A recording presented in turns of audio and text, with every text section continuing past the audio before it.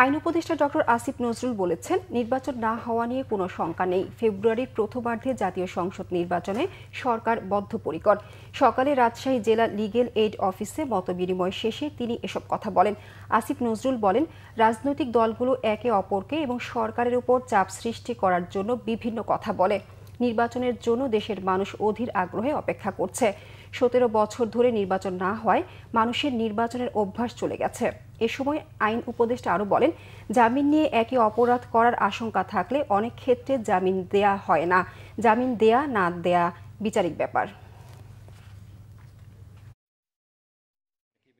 বাংলাদেশের সাধারণ মানুষ অধীর আগ্রহে নির্বাচনের জন্য অপেক্ষা করছে, কারণ আপনারা দেখেন যে নির্বাচন অনেক দেরি আছে। অলরেডি আমি যেখানে যাই দেখছি পোস্টার দেখতে পাচ্ছি, মানুষের মধ্যে অত্যন্ত একটা উৎসাহ উদ্দীপনার সৃষ্টি হয়েছে। তো নির্বাচন নিয়ে আশঙ্কার কোনো কারণ দেখি না। আমি মনে করি রাজনৈতিক দলগুলো একে অপরের উপর চাপ সৃষ্টি করার জন্য বা আমাদের উপর চাপ সৃষ্টি করার জন্য কিছু কিছু কথা বলেন, আবার কিছু কিছু কথা হয়তো জেনুইনলিও বলেন। তো সব কিছু শুনে হয়তো মনে হয় যে নির্বাচন নিয়ে একটা অনিশ্চয়তা বা আশঙ্কা রয়েছে। আমি আপনাদেরকে দৃঢ় কণ্ঠে বলতে চাই, আমরা সরকারের পক্ষ থেকে ফেব্রুয়ারির প্রথমার্ধে জাতীয় সংসদ নির্বাচন আয়োজন করার ব্যাপারে বদ্ধপরিকর।